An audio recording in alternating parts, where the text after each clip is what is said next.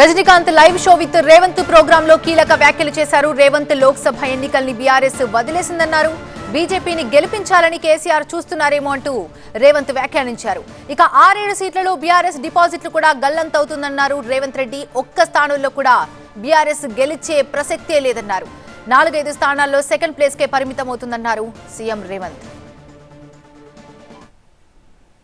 Ground లో BRS లేదు. So target BJP మీకు.